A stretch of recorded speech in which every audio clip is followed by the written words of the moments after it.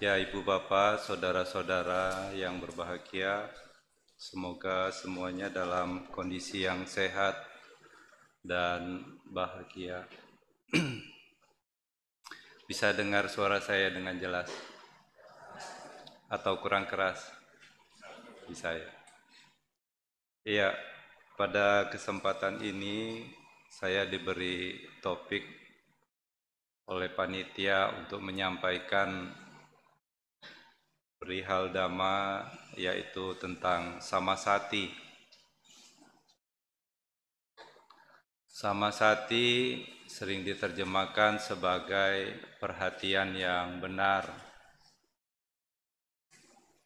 Sati ini sering sekali kita dengar, khususnya berkaitan dengan pengembangan batin, berkaitan dengan meditasi. Kalau kita berbicara mengenai samasati, samasati ini merupakan salah satu faktor dari jalan mulia berunsur 8, Arya Atanggika Magga. Kalau kita berbicara mengenai Arya Atanggika Magga, kita tidak bisa hanya bicara hanya satu saja. Semuanya harus berkaitan. Samasati yang disebut sebagai samasati tentu harus di situ ada juga samaditi. Di situ juga harus ada sama-sama yang lain. Tidak bisa kita hanya satu bagian saja. Tapi karena waktunya terbatas, tidak banyak, saya akan berbicara secara singkat. Sati sering disebut sebagai perhatian. Kita juga mungkin mendengar kesadaran. Ya. Apa bedanya sati atau perhatian dengan kesadaran? Kalau kita bicara perhatian, apakah perhatian ini selalu benar? Apakah tidak ada perhatian yang salah? Ternyata ada juga perhatian yang salah. Kalau perhatian yang benar samasati, kalau perhatian yang salah berarti micca-sati. Jadi apa yang disebut sebagai sati? Perhatian. Seperti saat ini saudara tahu bahwa ada orang yang sedang duduk di depan saudara. Saudara tahu karena saudara memberi perhatian, mengarahkan perhatian ke depan. Kalau saudara menoleh ke belakang, apa yang di depan tidak akan tampak. Nah, perhatian saudara kepada orang yang sedang berbicara, ini berarti sati. Sementara apa itu kesadaran? Ketika saudara memperhatikan saya yang sedang berbicara di depan, saudara juga tahu di kiri kanan ini ada Buddha Rupang, tetapi tidak jelas. Ya. Semakin kita memperhatikan sesuatu, maka yang di kiri kanannya akan semakin blur, semakin tidak jelas. Tetapi kita tahu, mengetahui sesuatu berarti sadar. Ya, mengetahui sesuatu berarti sadar.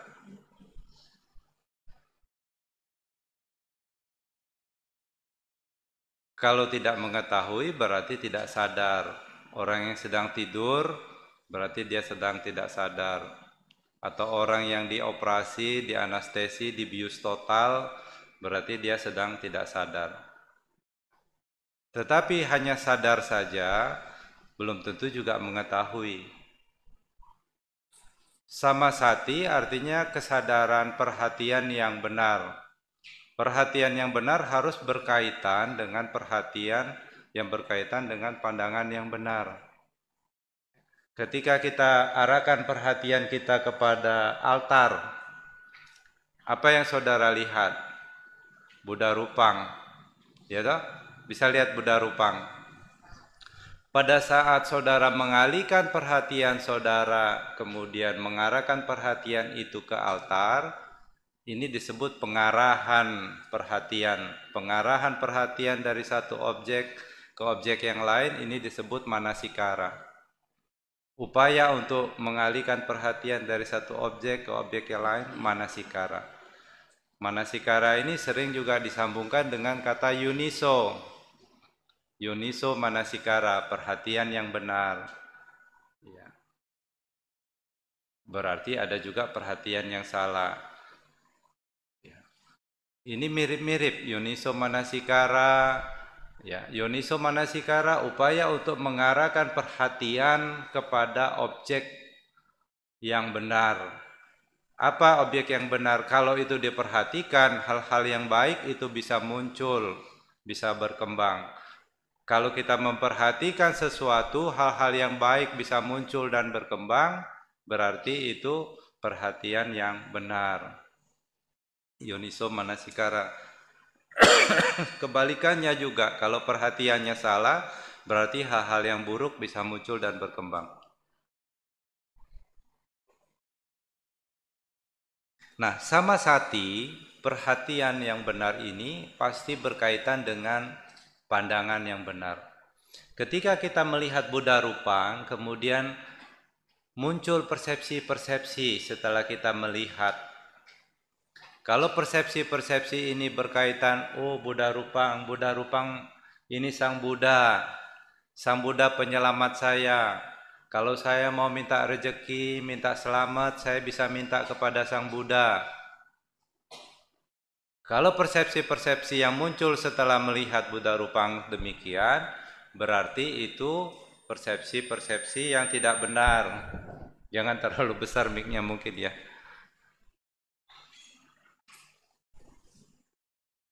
Kalau lihat Buddha Rupang, oh Buddha Rupang penyelamat saya. Kalau mau rezeki, mau jodoh, mau selamat, minta kepada Sang Buddha.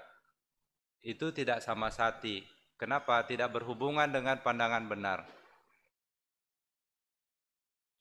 Tetapi kalau kita melihat Buddha Rupang, muncul persepsi, oh ini lambang dari Sang Buddha. Sang Buddha guru agung saya. Buddha sudah mengajarkan Dhamma.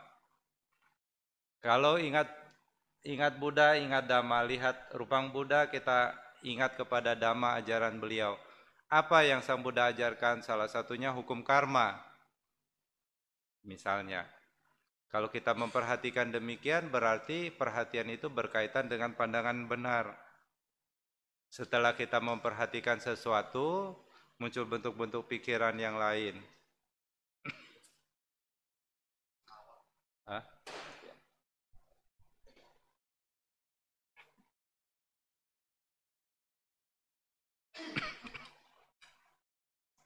Iya. Kalau muncul bentuk pikiran-pikiran yang demikian yang berkaitan dengan pandangan benar, berarti di situ bisa masuk ke dalam kategori samasati. Ya. Karena sati atau perhatian ini juga ada yang salah. Orang kalau melihat seseorang, oh ini sepertinya orang yang kaya, dompetnya tebal. Nah, kalau dia tukang copet, dia juga akan mengerahkan perhatian. Gerak-geriknya diperhatikan dengan seksama. Tujuannya untuk apa? Untuk mencopet. Nah, perhatian yang seperti ini perhatian yang salah. Tapi kalau perhatiannya berkaitan dengan pandangan benar, apa itu pandangan benar? Misalnya percaya kepada hukum karma, hukum sebab akibat, percaya pada paticca samuppada.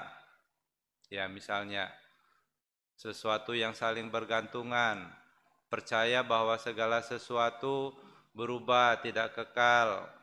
Ya.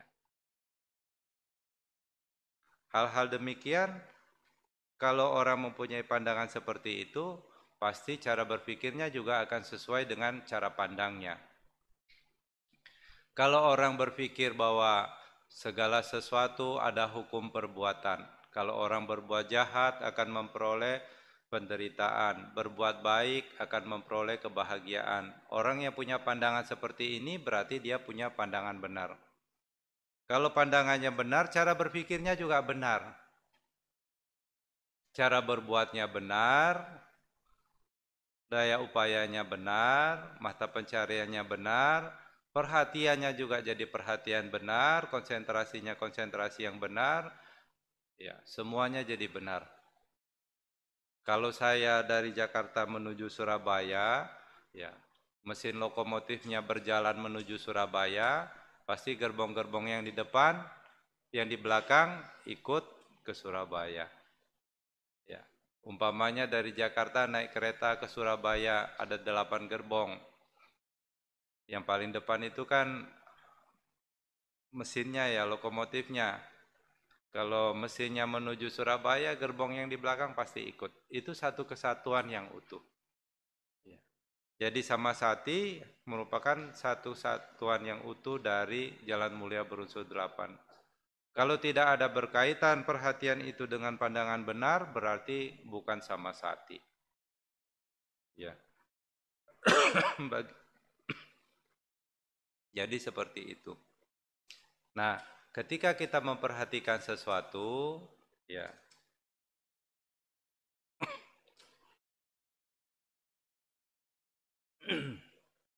ketika kita memperhatikan sesuatu, pasti di situ ada pengarahan manasikara. Ya. Ketika kita memperhatikan sesuatu, muncul persepsi-persepsi. Persepsi-persepsi, perasaan bisa muncul ketika kita memperhatikan sesuatu. Tentu persepsi bisa muncul, perasaan bisa muncul juga karena ada kesadaran.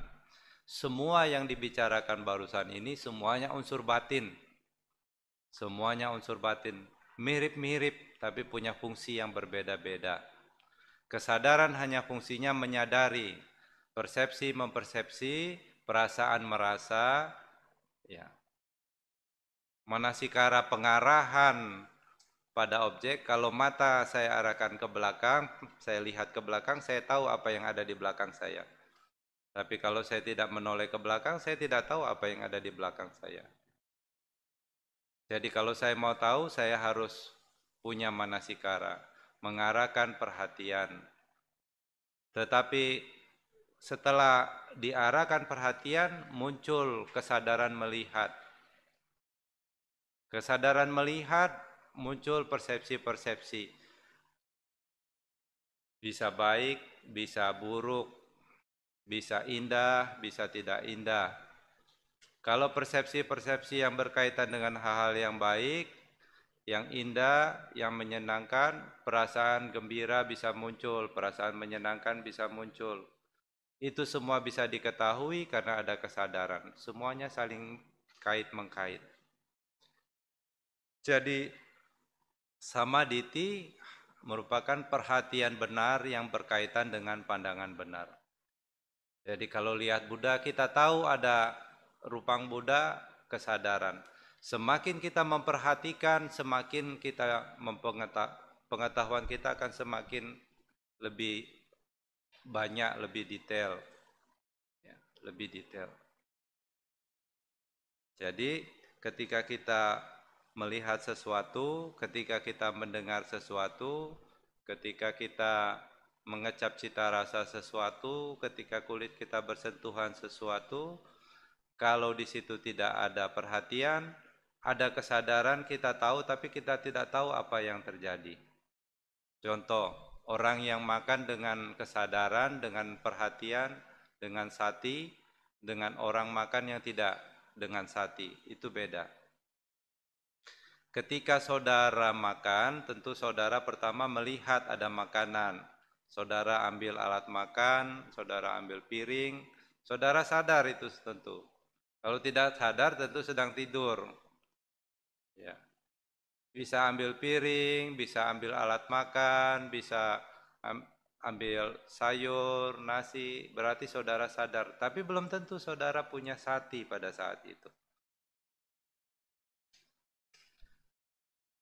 Tetapi kalau Anda punya sati, ketika saudara pegang piring, saudara tahu piring itu seperti apa. Kalau kita angkat ini barang ini enteng, ini persepsi, ini enteng.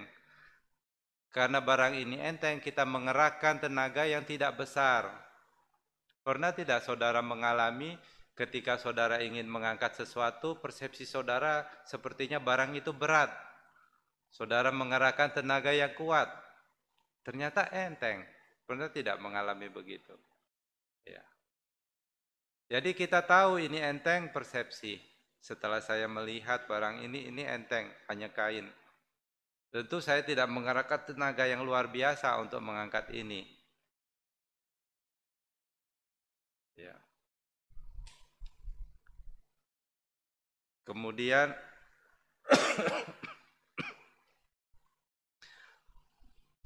masalah makan tadi, ya. Kalau kita sadar, kita ada perhatian, ada sati, pada saat pegang piring kita tahu, pegang sendok kita tahu, rasanya itu ada. Pada saat kita makan, ya, tentu Anda sadar kalau sedang makan ya. Kalau tidak sadar bisa masuk hidung makanannya. Karena sudah sadar bisa masuk mulut. Tapi kalau makan sambil ngobrol, cerita, tahu-tahu habis saja satu piring. Ya. Tapi tidak tahu.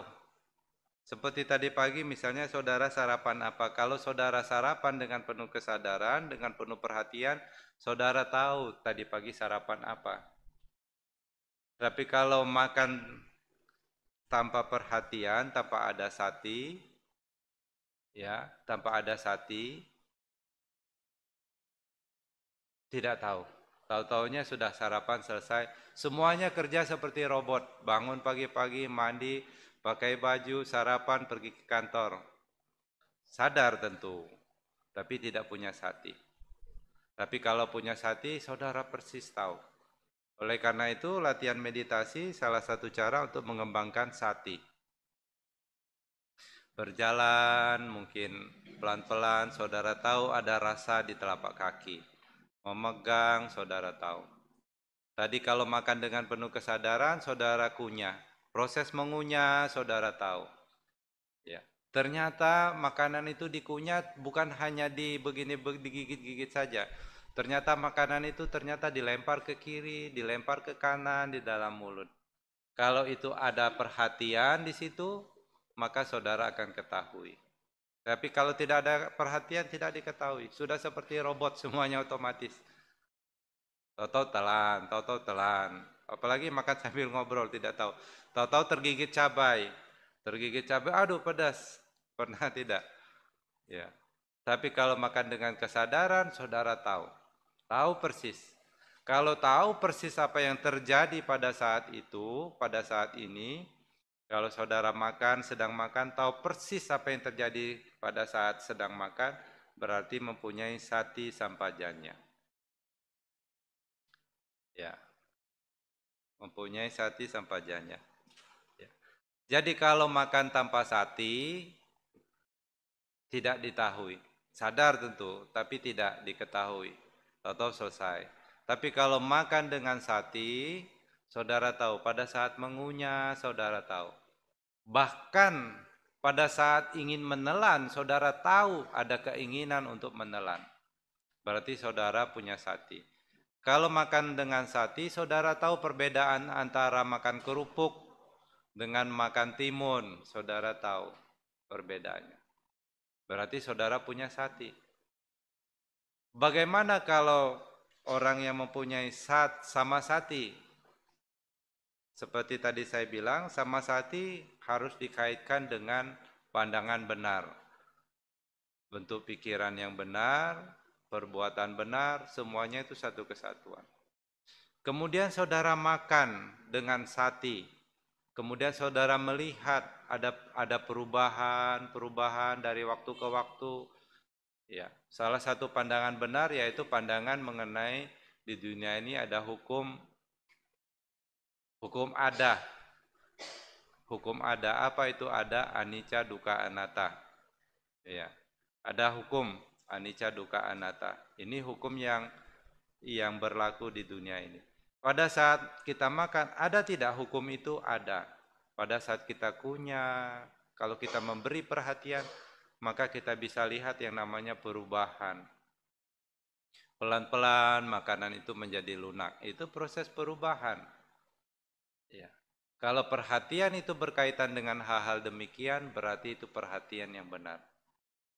Tapi kalau makan otomatis, ya semuanya bekerja mechanically karena kebiasaan, berarti tidak ada perhatian.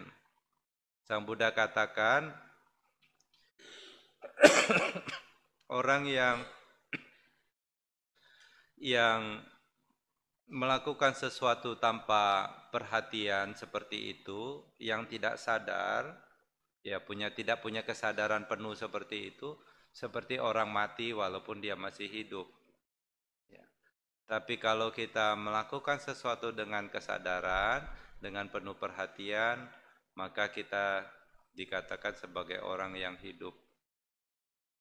Nah, ketika kita melakukan sesuatu dengan penuh perhatian, kesadaran kita full ada di situ, ada di tempat itu. Kira-kira sesuatu yang kita lakukan dengan penuh perhatian itu, pikiran kita betul-betul ada di situ, itu kira-kira akan menjadi ingatan yang kuat tidak? Beda halnya misalnya kita pulang dari kantor, kita kunci mobil, kita taruh saja geletak, kemudian kita mandi atau kita mengerjakan pekerjaan yang lain. Tentu kita sadar kuncinya kita letakkan, tetapi tidak dengan penuh perhatian. Kemungkinan lupa bisa terjadi tidak? Bisa banget. Kenapa? Karena kita tidak memberikan full perhatian kita pada saat kita melakukan sesuatu. Tapi kalau kita betul-betul memberikan perhatian kita secara full di situ, kegiatan itu kita betul-betul berikan perhatian, kemudian pikiran kita betul-betul ada di situ, ya. Pegang kuncinya kita tahu rasanya karena perhatian kita betul-betul ada di situ. Rasa pegang kunci melakukan sesuatu itu pasti ada rasanya kalau ada perhatian. Pegang ini ada rasanya. Tangan kita saling bersentuhan seperti ini ada rasanya toh. Kalau kita memberikan perhatian kita akan tahu. Nah, pegang kuncinya betul-betul kita tahu rasanya. Meletakkan di tempat itu betul-betul kita tahu.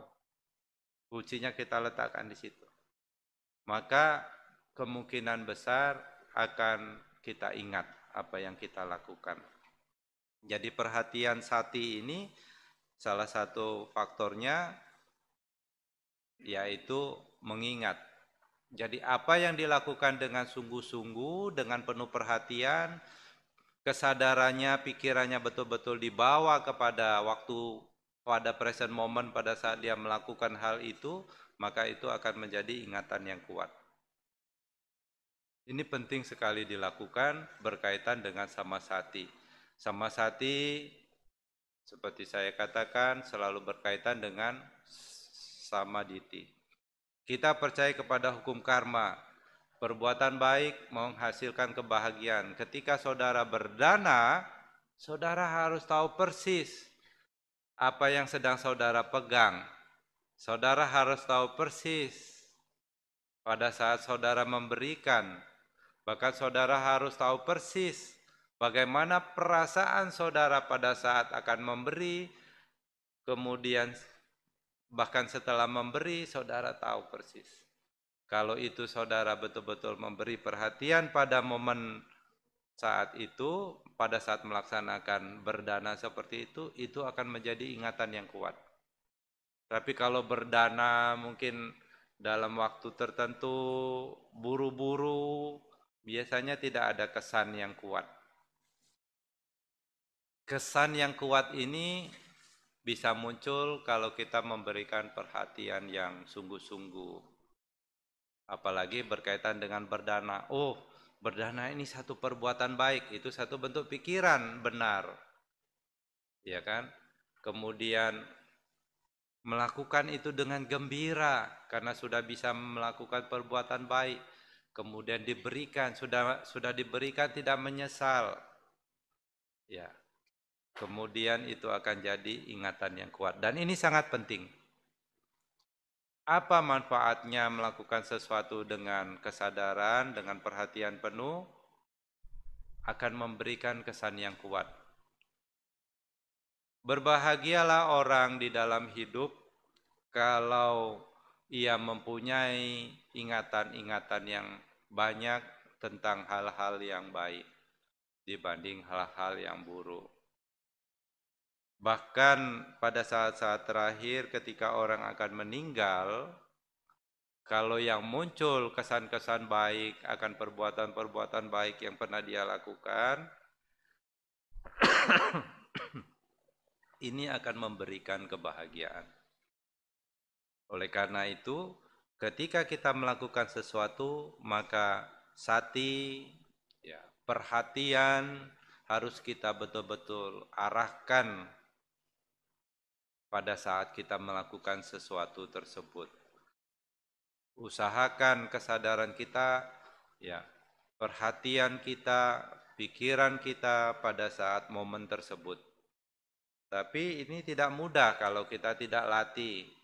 Badan saudara mungkin ada di dalam ruangan ini, tetapi pikirannya di mana? Belum tentu pikirannya ikut datang di sini. Ya. Apalagi pikiran sangat lembut, sangat liar. Dia bisa lari dengan cepat. Kalau saya cerita misalnya ya tentang perang di Israel dan Palestina misalnya, pikiran sudah lari ke sana. Dia sangat cepat sekali berlari. Sebelum saya cerita, saudara tidak lari ke Palestina, ke Israel pikirannya. Setelah mendengar, dia langsung lari. Tetapi harus kita kembalikan lagi kepada momen saat ini. Saat ini saudara sedang duduk di sini. Ya. Saudara sadar saya sedang berbicara, tetapi belum tentu saudara tahu apa yang saya bicarakan kalau saudara tidak memberikan perhatian. Mungkin didengar suaranya, tetapi belum tentu diketahui, belum tentu dipahami, karena tidak memberikan perhatian. Di zaman Buddha dahulu, ketika Guru Agung kita Sang Buddha membabarkan Dhamma, biasanya banyak sekali orang-orang mencapai tingkat-tingkat kesucian setelah Sang Buddha membabarkan Dhamma. Kenapa demikian? Yang pertama, Sang Buddha sendiri yang membabarkan Dhamma. Jadi Buddha tidak bisa dibandingkan dengan siapapun. Buddha itu guru para dewa dan manusia, pengetahuannya sempurna, jadi tidak bisa dibandingkan. Kalau para Bante membabarkan Dhamma, mungkin saudara bukan mendengarkan Dhamma yang pertama kali, toh saat ini sudah banyak. Dari dulu sampai sekarang yang dibicarakan juga itu-itu saja sebetulnya, tidak berubah. Lebih dari 2600 tahun yang lalu Dhamma ini sudah diajarkan, ya itu-itu saja sebetulnya. Tentang duka, anicca, anatta, itu aja, barang lama. Ya. Tetapi kenapa walaupun kita sudah mendengar, kita tidak mengerti, tidak memahami. Kalau sudah mengerti, sudah memahami, kenapa juga tidak bisa merealisasi? Semua sudah tahu toh tentang anicca misalnya. Sudah pernah dengar anicca? Tidak kekal. Ada yang belum pernah dengar sama sekali anicca, tidak kekal. Sudah pernah. Tahu tidak bahwa segala sesuatu berubah, tidak kekal? Tahu tidak? Tahu tak? Tahu tidak? Ada yang tidak tahu? Percaya tidak bahwa segala sesuatu ini berubah, tidak kekal? Percaya tidak? Percaya toh?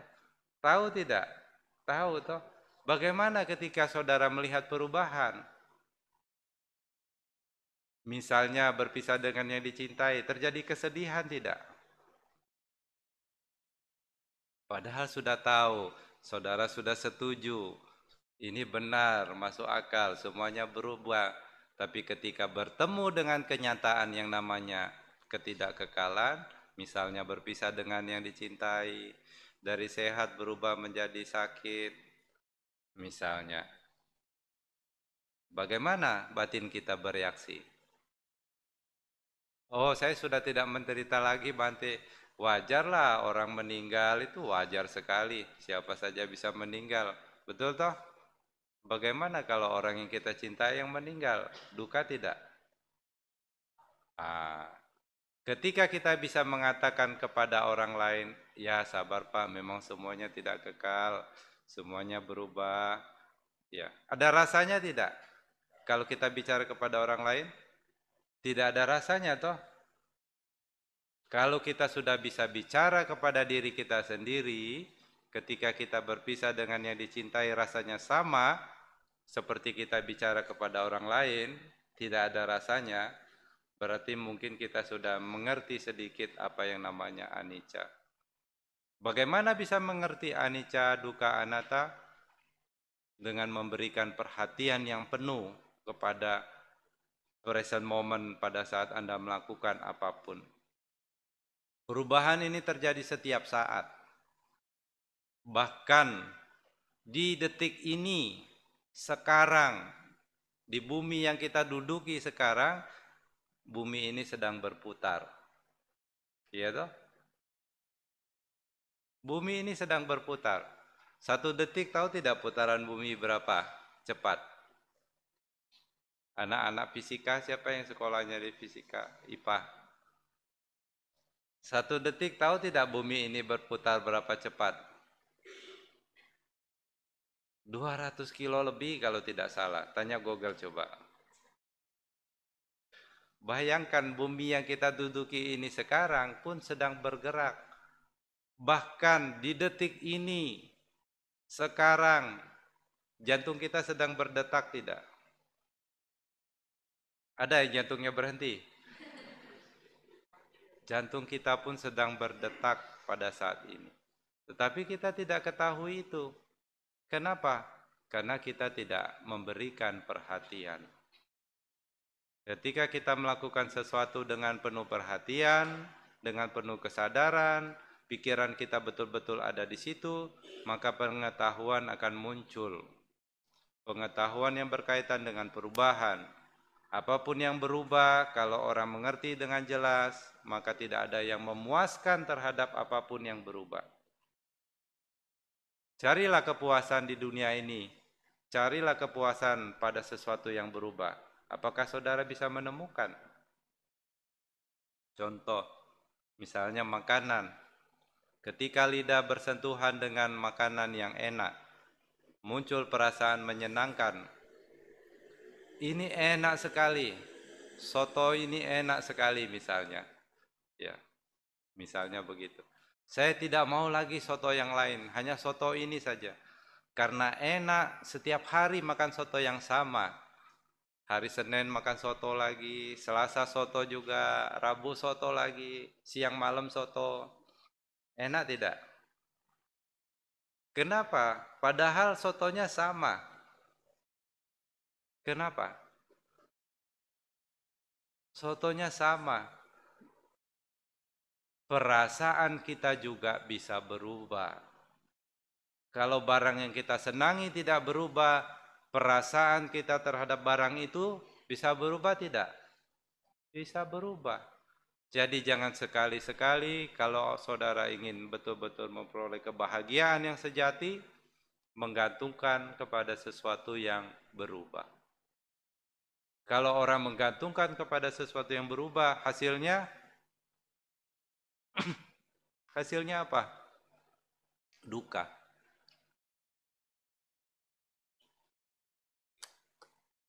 Kalau istri menggantungkan kebahagiaan kepada suaminya, duka. Begitu sebaliknya. Kadang-kadang suami ini kan menjengkelkan. Betul tidak? Istri juga gitu. Kadang-kadang cerewet kan bapak-bapak. Jadi bagaimana Bante caranya supaya ingin bahagia? Sang Buddha mengajarkan, mengembangkan kesadaran, mengembangkan samasati, mengembangkan sati sampajanya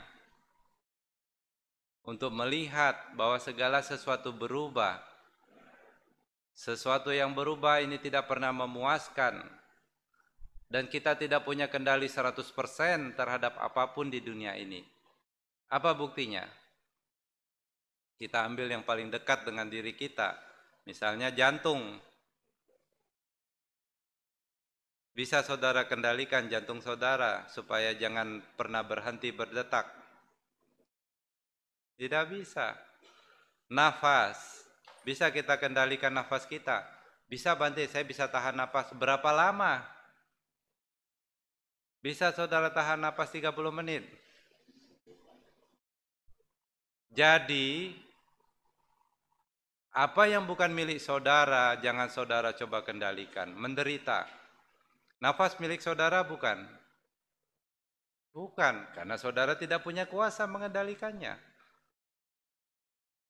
Istri milik saudara bukan, suami. Bukan, jadi tidak usah dikendalikan.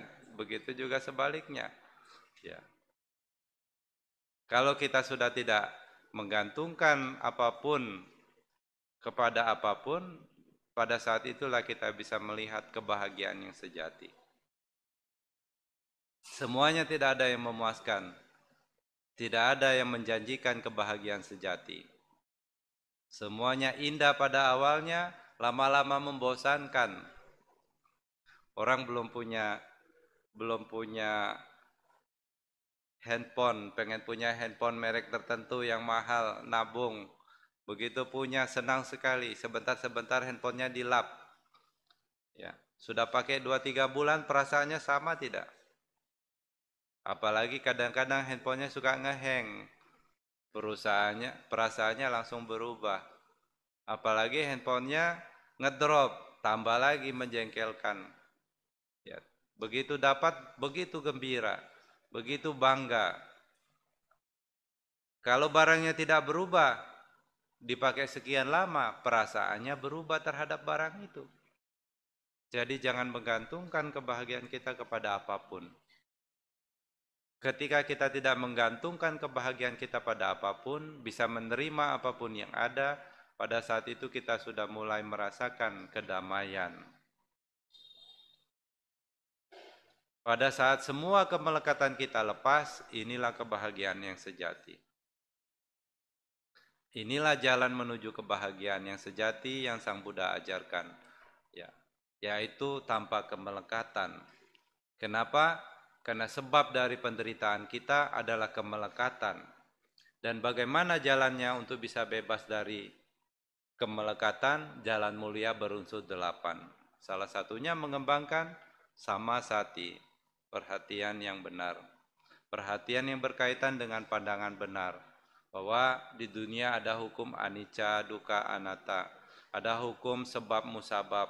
Ada hukum perbuatan. Ada hukum apa lagi yang tidak berubah. Nah, jadi semua perbuatan kita lakukan dengan penuh perhatian. Ketika kita berbicara, berbicaralah dengan penuh perhatian. Kalau orang berbicara dengan penuh perhatian, berbicara dengan kesadaran, ya, maka tidak bisa terjerat dengan undang-undang ITE, pencemaran nama baik, fitnah. Kalau dia bicara dengan penuh perhatian, dengan penuh kesadaran. Tetapi kadang-kadang perhatiannya tidak ada, pikirannya juga kadang-kadang lost. Karena didorong kebencian, orang bisa mengatakan sesuatu yang buruk. Karena didorong keserakahan, orang bisa melakukan perbuatan yang buruk. Ya. Kalau dia betul-betul punya perhatian, ada kesadaran, tentu dia tidak akan lakukan. Jadi, semakin kita mengembangkan perhatian pada sesuatu, maka itu akan menjadi kesan yang kuat. Tahu sedang apa yang terjadi, berarti saudara memberikan perhatian. Tetapi kalau semuanya dikerjakan otomatis, bicara otomatis, ya, tidak mengembangkan kesadaran, tidak mengembangkan perhatian, maka kemungkinan salah itu akan semakin besar. Semakin tidak mengembangkan perhatian, semakin besar kemungkinan melakukan perbuatan yang salah. Melakukan ucapan yang salah, cara berpikirnya juga salah. Jadi penting kita sebagai umat Buddha, Guru Agung kita sudah menunjukkan jalan untuk kita bisa bebas dari penderitaan. Ternyata yang menyebabkan kita menderita bukan apa yang terjadi pada diri kita, tapi karena ketidakmampuan kita memahami apa yang terjadi, inilah yang menyebabkan seseorang menderita. Sebetulnya semuanya baik-baik saja, karena dia tidak mampu memahami apa yang terjadi. tidak mengerti kebenaran-kebenaran sejati yang diajarkan Buddha, sehingga penderitaan bisa muncul. Kalau kita sudah memahami, oh ini ada hukum semuanya tidak kekal, saudara sudah tahu. Apa yang saudara tahu coba direnungi agar paham. Kalau saudara sudah paham, coba dipraktekkan agar menjadi sebuah pengalaman. Kalau ini sudah jadi satu pengalaman, pengertian yang muncul dari pengalaman sendiri, inilah yang bisa dikatakan sebagai penembusan. Kalau saudara sudah menembus, maka saudara akan betul-betul memahami secara utuh. Kalau sekedar teori, ya semua orang bisa belajar teori. Tapi teori saja tidak bisa membuat perut orang kenyang kalau dia tidak praktek. Orang lapar datang ke restoran ayam goreng. Di depan ditempel ayam goreng yang gurih, yang enak. Tidak bisa mengatasi rasa lapar. Rasa lapar bisa diatasi kalau saudara masuk ke dalam. Masuk ke dalam saja tidak cukup, saudara harus pesan. Kalau sudah pesan, makanannya datang, saudara mulai makan. Pada saat saudara sudah makan, kenyang akan muncul dengan sendirinya. Begitu juga penderitaan. Penderitaan akan berakhir dengan sendirinya ketika kemelekatan sudah tidak ada lagi. Bagaimana mengikis kemelekatan? Memahami jalan mulia berunsur 8, mengembangkan kesadaran. Ya. Berbuat baik saja tidak cukup untuk bisa mengatasi penderitaan. Berdana saja tidak cukup. Sang Buddha mengajarkan kepada kita selain itu mengembangkan sila. Selain mengembangkan sila, Buddha juga mengajarkan untuk mengembangkan meditasi. Dana sila dan meditasi inilah jalan untuk bisa mengatasi penderitaan. Semoga ibu bapak sekalian bisa berbahagia, bebas dari semua penderitaan. Saya ucapkan terima kasih. Sabisata Bhavantu Sukhitata. Semoga semua makhluk hidup berbahagia.